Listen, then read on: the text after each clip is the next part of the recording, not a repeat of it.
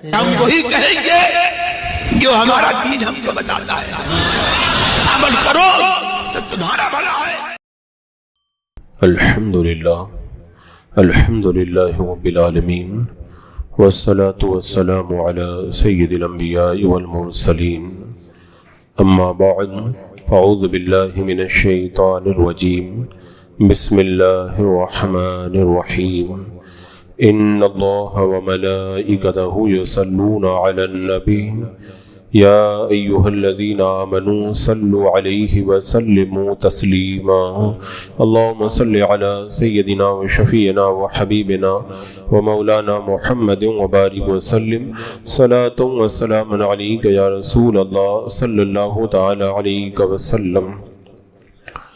اذ قال ربک للملائکۃ انی خالق بشرا من طین، جب تمہارے رب نے فرشتوں سے فرمایا کہ میں مٹی سے انسان بناؤں گا۔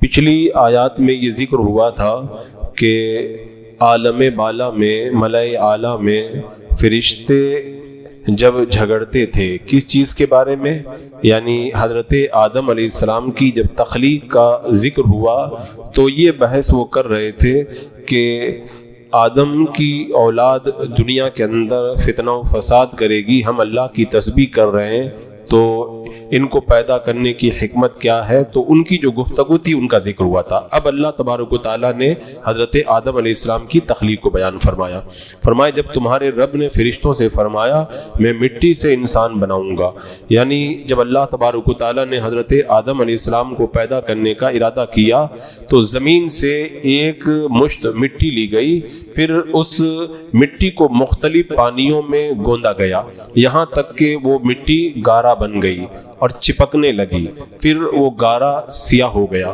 اور اس کے اندر بو پیدا ہو گئی، پھر اس سیاہ رنگ اور بو والی مٹی سے انسان کی صورت بنائی گئی، اور پھر جب وہ مٹی سوکھ کر کے خشک ہو گئی تو جس وقت ہوا اس میں سے گزرتی تھی تو وہ بجتی تھی اور اس میں آواز پیدا ہوتی تھی۔ یہ حضرت آدم علیہ السلام کی تخلیق کے کئی مراحل ہیں جن کو اللہ تبارک و تعالیٰ نے قرآن مقدس کے اندر مختلف مقامات کے اوپر بیان فرمایا۔ حضرت عبداللہ بن مسعود رضی اللہ تعالیٰ عنہ فرماتے ہیں فرشتوں سے اللہ تبارک و تعالیٰ نے جو یہ فرمایا تھا کہ میں آدم کو پیدا کرنے والا ہوں، میں مٹی سے انسان بناؤں گا، تو یہ جو فرمایا تھا اس کے بعد میں اللہ تعالیٰ نے حضرت جبریل امین کو زمین کی طرف بھیجا تھا، وہ مٹی لے کر کے آئیں تو زمین نے کہا تھا کہ میں اس سے اللہ تعالیٰ کی پناہ چاہتی ہوں کہ مجھ سے کچھ کم کیا جائے یا میری کوئی چیز خراب کی جائے۔ حضرت جبریل علیہ السلام مٹی لیے بغیر واپس چلے گئے تھے اور اللہ کی بارگاہ میں کہہ دیا تھا کہ مولا کہ زمین نے تو تیری پناہ طلب کی ہے تو میں نے اس کو پناہ دے دی ہے۔ پھر اللہ تبارک و تعالیٰ نے حضرت میکائیل علیہ السلام کو بھیجا تو وہی ہوا، پھر اسی طرح اخیر کے اندر حضرت اسرائیل علیہ السلام کو بھیجا گیا تو وہ زمین کی باتوں کی طرف کوئی توجہ نہ کیے اور انہوں نے سطح زمین سے مٹی کو لے لیا۔ پوری روئے زمین سے مختلف رنگوں اور مختلف صفات کی مٹی کو ایک مٹھی برابر مقدار میں جمع کیا گیا، اور جس طرح کی مٹی حضرت آدم علیہ السلام کو بنانے کے لیے لی گئی تھی آج انسان کے اندر وہ صورتیں پائی جاتی ہیں، وہ سیرتیں پائی جاتی ہیں، وہ نفسیات پائی جاتی ہیں، وہ طبیعتیں پائی جاتی ہیں۔ جیسے مٹی الگ الگ طرح کی ہوتی ہے ایسے ہی انسان بھی آپ کو الگ الگ طریقے کے ملیں گے۔ حضرت ابو موسیٰ اشعری رضی اللہ تعالیٰ عنہ کہتے ہیں اللہ کے رسول صلی اللہ علیہ وسلم نے ارشاد فرمایا اللہ تبارک و تعالیٰ نے حضرت آدم علیہ السلام کو ایک مٹھی سے پیدا کیا جسے اس نے تمام روئے زمین سے لیا، لہذا اولاد آدم زمین کے اندازے کے مطابق آئی، یعنی آدم کی اولاد کے اندر کوئی سرخ ہے، کوئی کالا ہے، کوئی سفید ہے، کوئی درمیانی قد کا ہے، کوئی نرم ہے، کوئی سخت ہے، کوئی خبیث ہے، کوئی پاکیزہ ہے، تو یہ سب اسی مٹی کا اثر ہے جو روئے زمین سے مٹی کو لیا گیا تھا۔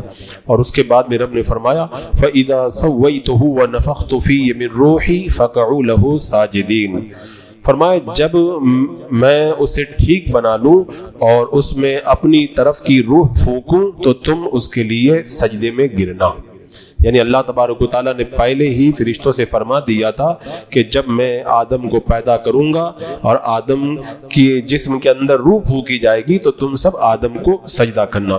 حضرت آدم علیہ السلام کی مٹی کو مکہ اور طائف کے درمیان مقام نعمان میں رکھا گیا، اور مختلف مراحل سے گزرنے کے بعد میں جب اس مٹی میں انسانی صورت قبول کرنے کی صلاحیت پیدا ہو گئی تو اسے جنت میں لے جایا گیا، جہاں حضرت آدم علیہ السلام کی صورت بنائی گئی۔ اور بعض روایتوں میں آتا حضرت آدم علیہ السلام کی مبارک صورت زمین پر بنائی گئی، پھر اس کو جنت میں لے جایا گیا اور وہاں پر لے جانے کے بعد میں روح ڈالی گئی۔ حضرت آدم علیہ السلام کی تخلیق اللہ نے اپنے دست قدرت سے فرمائی، کیونکہ ابلیس نے یہی تو کہا تھا نا کہ میں ان کو سجدہ نہیں کروں گا، میں ان کو سجدہ نہیں کروں گا۔ رب نے فرمایا تھا کہ میں نے جس کو اپنے دست قدرت سے بنایا تو اس کو سجدہ نہیں کرتا۔ تو یہ حضرت آدم علیہ السلام کی تخلیق سے پہلے رب نے فرما دیا تھا جب وہ بن جائے اور ان میں روح پھونکی جائے تو تم آدم کو سجدہ کرنا۔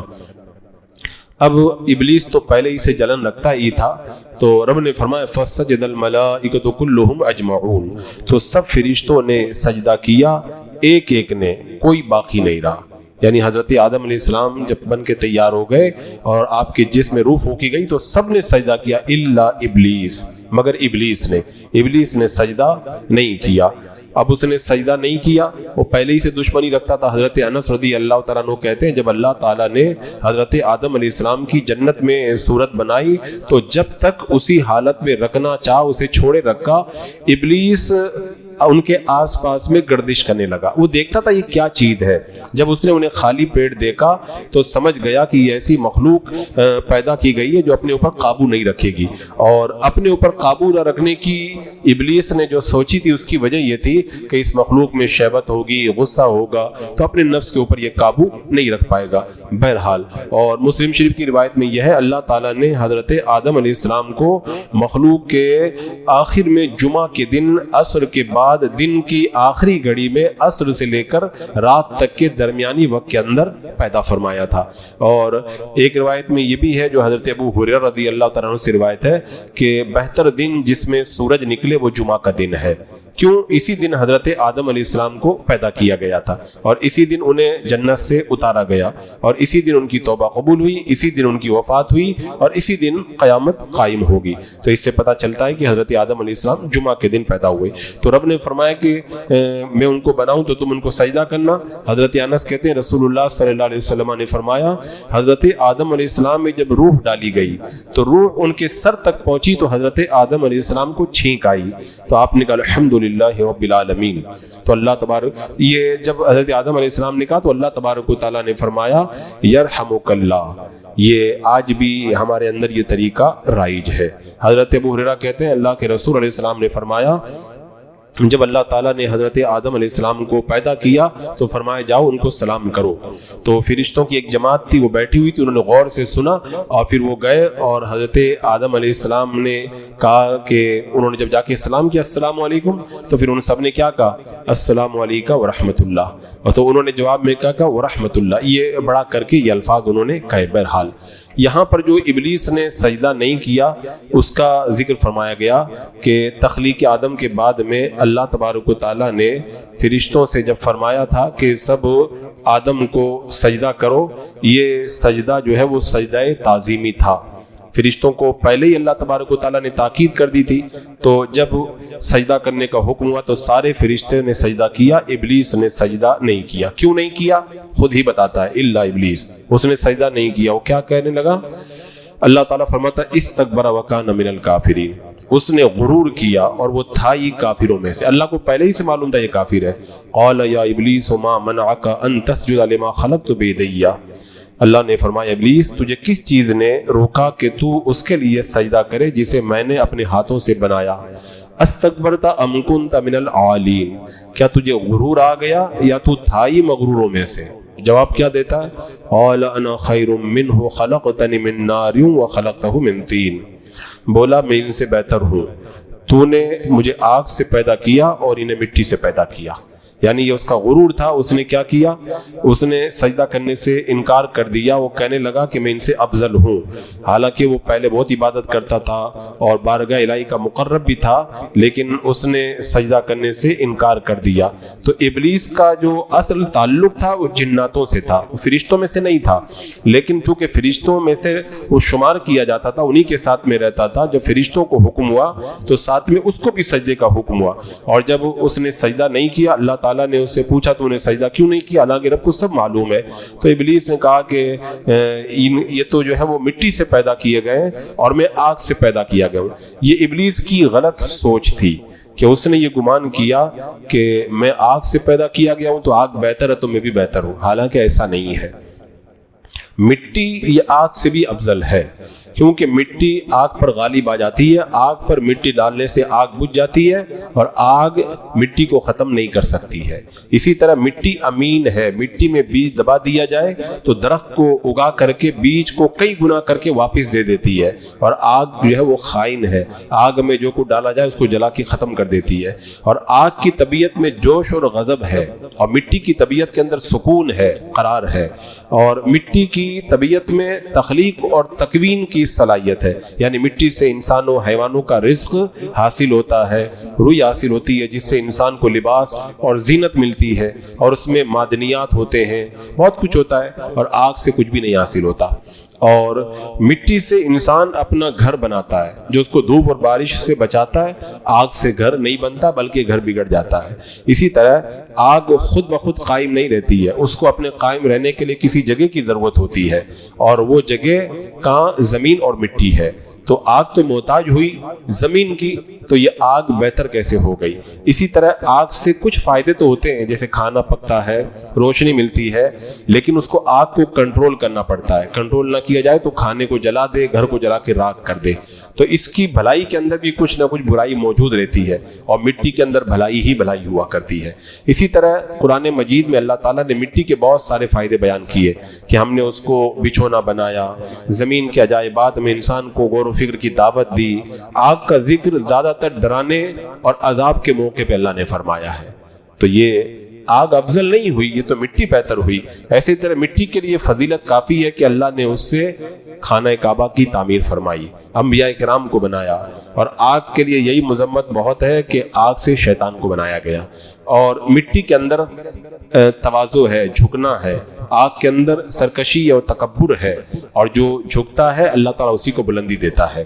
حضرت ابو سعید رضی اللہ تعالیٰ عنہ کہتے ہیں رسول اللہ صلی اللہ علیہ وسلم نے فرمایا جو اللہ تعالیٰ کے لیے ایک درجہ تواضع کرتا ہے، جھکتا ہے، اللہ تعالیٰ اس کو ایک درجہ بلند کرتا ہے. اور جو اللہ کے سامنے ایک درجہ تکبر کرتا ہے اللہ تعالیٰ اس کو ایک درجہ نیچے گرا دیتا ہے، یہاں تک کہ اس کو اسفل السافلین میں کر دیتا ہے.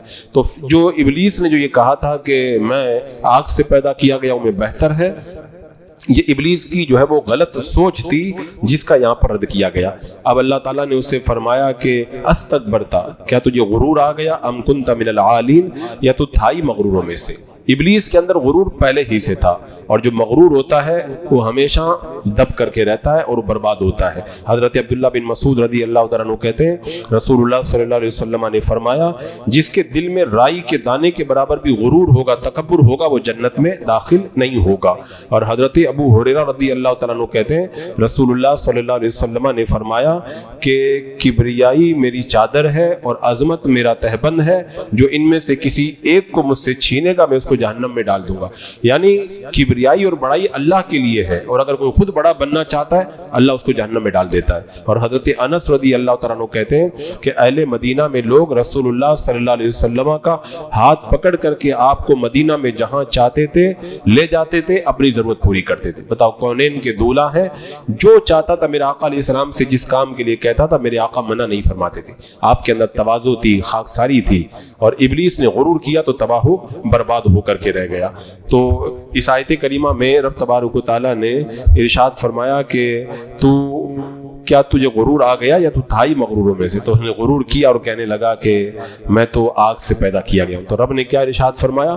قال فاخرج منها فانك رجیم، فرمایا تو جنت سے نکل جا، کہ تو مردود ہے، راندہ کیا گیا ہے۔ وَإِنَّ عَلَيْكَ لَعْنَتِي إِلَى يَوْمِ الدِّينِ، بے شک تجھ پر میری لعنت ہے قیامت تک، یعنی قیامت تک لعنت ہے، اور پھر قیامت کے بعد میں لعنت بھی ہے اور ساتھ میں عذاب بھی ہوگا، پھر دونوں ہوگا۔